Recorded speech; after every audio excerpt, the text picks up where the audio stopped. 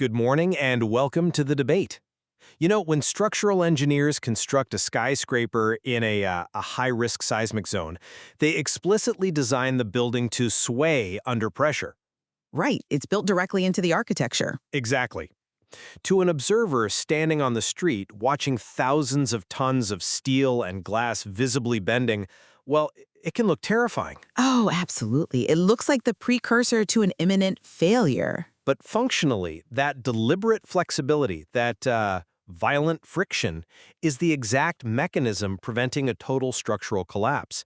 And today, we're asking if the intense political and military friction we are witnessing in East Africa right now is the nation swaying to prevent collapse, or if the load-bearing pillars of the state are finally cracking. Good morning.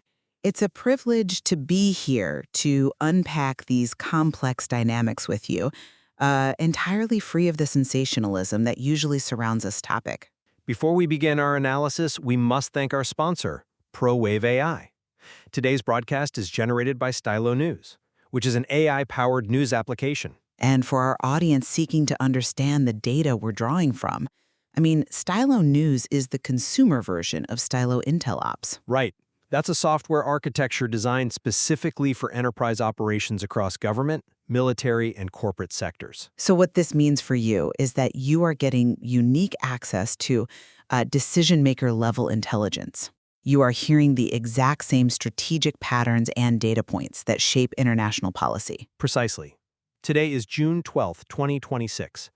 Our strategic focal point is the future of the African continent, narrowing in on the Horn of Africa. The central question we are evaluating today is really, this is Somalia currently on a painful but steady path to long-term stability? Or is the nation facing the precipice of another systemic collapse? It is undoubtedly the defining security question for the entire region right now. I will put my perspective on the table right away. Please do. I submit that Somalia is currently undergoing the agonizing but absolutely necessary friction of state building. What we are witnessing, the political disputes, the constitutional maneuvers, it's not a collapse. You see it as a transition, then? I do. The recent democratic reforms, combined with intensive military modernizations, are laying the vital groundwork for, long-term stability and true national sovereignty. Well, I come at it from a different way. While the intention might be state building, the mechanics on the ground tell a very different story. How so? Somalia is sliding back towards severe political and security fragmentation. We are seeing unilateral power grabs by the federal government in Mogadishu that are frankly breaking regional consensus. But, well, let's break down the mechanics of those political maneuvers, because context is everything here. We have to view President Hassan Sheikh Mohammed's recent actions not as some authoritarian impulse, but as a difficult structural transition. You're talking about the mandate extension? Yes, the mandate extension from 4 to 5 years, which was pushed through in March. To understand why this is happening, we have to understand the system it is replacing. Historically, Somalia has relied on a highly fractured, indirect clan-based voting system. Right, a system where clan elders select delegates, those delegates select the members of parliament, and then the parliament selects the president. Exactly. It's fundamentally a decentralized, consensus-driven model. And while that was necessary to end a civil war, it is entirely incapable of governing a modern nation-state.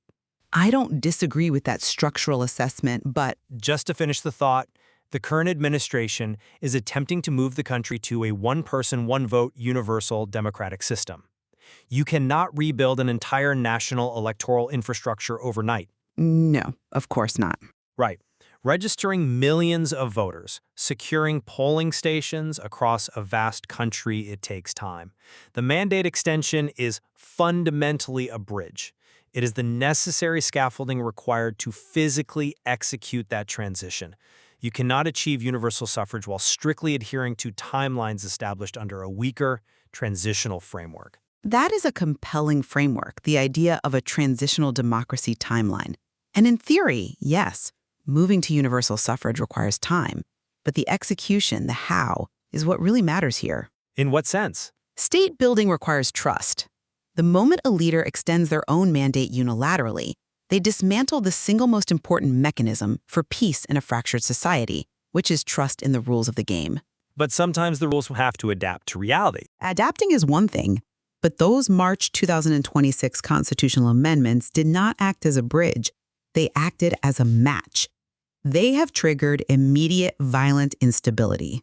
You are referring to the armed clashes earlier this month, I assume. Yes, on June 3rd and June 4th, we saw heavy armed clashes right in the streets of Mogadishu and in Baidoa between government forces and opposition-aligned militias. This isn't just heated parliamentary debate. No, it's armed opposition. Exactly. Armed opposition triggered by a unilateral extension of power. We are looking at intelligence and reporting from highly credible regional outlets like Warthir News and the Reporter Ethiopia. And they are tracking a rising fear of a return to a 1990s-style state collapse. Yes. And look at the institutional response. Federal member states, crucially, Puntland and Jubaland, have entirely suspended their relations with the federal government in Mogadishu. A federal system structurally cannot function when the periphery cuts all ties with the center. I see why you think that, but let me give you a different perspective on the historical mechanics of federalism. Think about federal consolidation, like a massive corporate merger. Okay, I'm following. If you have regional managers who have operated with total autonomy and their own budgets for decades, and suddenly a new central CEO comes in and demands access to their books, demands control over their local security personnel. Those regional managers are not going to hand over control quietly. Precisely. There will be institutional sabotage. There will be friction. It's an inevitable phase of centralization. But there is a massive difference between corporate friction and deploying heavy military assets against your own political rivals. The assets are necessary to maintain order during the transition. If you look at the social media sentiment, specifically analyzing the hashtag Somalia on X, the public outlook is highly pessimistic. It is dominated by reports of civilian displacement. Social media sentiment often skews toward immediate anxieties rather than long-term strategic shifts. Perhaps, but there is acute public anxiety over the fact that the state is deploying Turkish-supplied armored vehicles to intimidate domestic political opposition, rather than focusing those assets entirely on the insurgency. That tension between regional autonomy and central authority is real, I grant you that. But the legal frameworks of a country have to evolve to meet existential realities. Look at the external diplomatic threats Somalia is currently facing. You're bringing up the Somaliland issue. Yes. Late last year and escalating through early 2026, Israel officially recognized Somaliland, setting up mutual embassies. Which was a massive geopolitical shockwave. A massive shockwave and a direct assault on the territorial integrity of the Somali state. Now, let's explain the mechanism of why that is so dangerous. It undermines Mogadishu's exclusive right to negotiate. Exactly. If external global powers start signing direct bilateral trade and security agreements with breakaway regions like Somaliland, the central government physically loses its tax base. It loses control of its maritime sovereignty. Both Somalia and Egypt strongly condemned the move, to be fair. They did, but condemnations aren't enough. In order for Mogadishu to project the kind of unified, centralized authority required to counter these severe external diplomatic threats, it must absolutely enforce its mandate internally. So you're saying the internal crackdown is a necessary response to external vulnerabilities? Yes, what you call a monopolization of power, I view as the necessary centralization required to protect the nation from being economically and geographically carved up by external actors. I understand the sovereignty argument. When facing external threats, a state naturally wants to close ranks and project a monolithic front. It's a survival imperative. But that diplomatic posturing in Mogadishu ignores the immediate operational reality on the ground regarding Al-Shabaab. While the federal government is focused on centralizing power to project strength internationally, it is literally losing the rural countryside domestically. I want to push back on the idea that they are losing the countryside, because the intelligence picture regarding Al-Shabaab is actually quite nuanced right now. Nuanced in what way? Our assessments indicate that Al-Shabaab is currently facing significant internal leadership divisions. They are fracturing over strategic direction and resource allocation. Internal divisions don't necessarily equate to operational failure, though. No, but tactical victories do. Furthermore, if we look at open source intelligence and public sentiment under the Al-Shabaab hashtag on X, we consistently see the Somali public celebrating successful military strikes against the group. There is virtually zero public sympathy for the insurgency. I agree there's no public sympathy, but lack of public sympathy does not equal a lack of operational capacity for an insurgent group. Fair. But reports from the Shabelle Media Network recently detailed highly successful coordinated operations by the Somali National Intelligence and Security Agency, NISA. They recently eliminated over 28 Al-Shabaab militants, including senior explosives commanders in central Somalia. Those are isolated tactical wins, not a strategic defeat. But crucially, the Somali armed forces are not acting alone. The continued, robust military and intelligence support from both Turkey and Egypt provides a highly capable backbone for Somali operations. The state has the structural support it needs to keep Al-Shabaab degraded. They may be degraded in their ability to mass forces and take the presidential palace, sure, but we have to understand how this specific insurgency operates. Al-Shabaab's operational strategy does not require them to capture Mogadishu in order to win. What do you see as their primary strategy then? They simply need the federal government to remain permanently distracted. The entire mechanism of their survival relies on exploiting what intelligence estimates call rural vacuums. Well, define exactly what that mechanism looks like on the ground for our listeners. How does a rural vacuum actually function? It is essentially a logistical game of cat and mouse. Right now, Al-Shabaab is maintaining operational depth and staging grounds just 40 to 50 kilometers outside the capital. In areas like the Afgoy corridor. Yes, we are talking about critical logistical arteries like the Afgoy corridor and the lower Shabelle region. When the central government is functioning properly, elite units like the Danab Commando Brigade patrol those corridors, denying the insurgency the ability to tax locals or move explosives. Right, they maintain the pressure. But what happens when the central government decides it needs to force a constitutional amendment? They reposition their assets. Exactly. They pull those elite units back into Baidoa to fight political battles against local clan militias, or they station them in Mogadishu to suppress opposition protests. They leave those rural corridors completely unguarded. I see the logistical risk you're pointing out. And the moment the state security apparatus turns its back to face inward toward political rivals, Al-Shabaab simply walks right back into the territory they lost. They don't have to fight for it. They just exploit the absence of the state. They just walk in, target local collaborators who worked with the government, reestablish their taxation checkpoints, and begin squeezing the supply lines to the capital. So the political instability you describe as necessary state-building friction is actively generating the exact physical space the terrorists need to survive and rearm. You make a fair point about the immediate tactical risks of resource diversion, but we have to evaluate the trajectory of stability not just by daily troop movements in the lower Shabelle, but by the macro-level international posture and long-term economic timelines.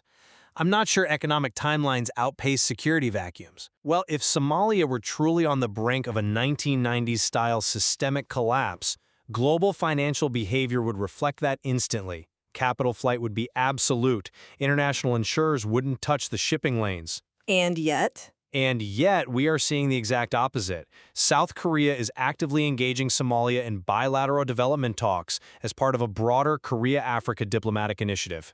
diplomatic summits don't always translate to on-the-ground stability. But look at the African Development Bank. They are actively planning to expand their infrastructure and economic projects in Somalia throughout the rest of 2026. Let's look at the mechanism of international finance. Which is highly risk-averse. Exactly.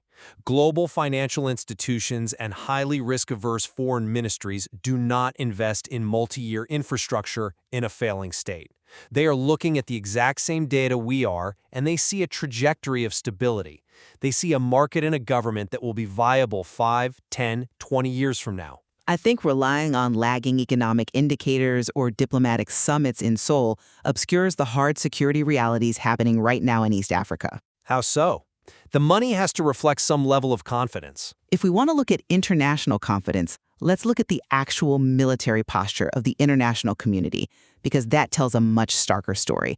Over the last decade, the United States has reduced its military footprint in Africa by 75%. That is a well-documented shift, yes. Furthermore, the State Department is currently consolidating its visa processing hubs, pulling services out of nearly 30 countries and concentrating them in just 20 regional hubs. That is a fundamental physical shift in diplomatic engagement away from the region. I'd argue that is a broader pivot in U.S. global strategy, likely toward the Indo-Pacific, not necessarily an indictment of Somalia's specific viability. That may be true. We shouldn't confuse a change in American grand strategy with a localized failure in Mogadishu. But it directly impacts Somalia's security architecture, regardless of the motivation, and it is happening at the exact moment the threat landscape is evolving. We are seeing emerging intelligence from AFRICOM-linked analysts and regional observers regarding potential cooperation between the Houthi movement in Yemen and Al-Shabaab in Somalia. The potential transfer of advanced arms and drone technology. Exactly. And let's explain why that is so terrifying. Historically, Al-Shabaab has relied on improvised explosive devices and localized ambushes. Right, a ground-based insurgency model. If an insurgent group gains access to Houthi-level loitering munitions suicide drones, it exponentially expands their threat radius. They no longer need to physically breach a heavily guarded compound in Mogadishu. They can launch a drone from a rural vacuum 50 kilometers away. And strike a government facility, terrorize international shipping in the Red Sea, or target regional embassies. So we have an escalating, modernizing regional threat occurring precisely as the United States pulls back and exactly as the international community prepares to draw down the African Union Support and Stabilization Mission. The AUSOM forces. Yes, and they plan to draw down by 2029. The timeline does not suggest a smooth transition to stability. It suggests a looming security cliff. The introduction of sophisticated drone technology to the Horn of Africa would indeed drastically alter the tactical landscape. I don't dispute that risk. It's a game changer. It is, but we must be careful not to conflate external geopolitical shifts with internal state failure. In fact, a reduction in foreign troop presence is often the exact catalyst required to force a state to accelerate its own capability building. The 2029 OSINT withdrawal is not a cliff, it is a deadline. A deadline that the current political apparatus is vastly underprepared for. But deadlines drive action. It is a forcing function that compels the Somali political elite to resolve their differences and build a cohesive national army. Consider the resumption of U.S. training for the elite Danab Commando Brigade at the Bali Dougal Air Base in mid-2026. Which is a positive step, I admit. It's a massive indicator of international confidence in building a self-reliant Somali force.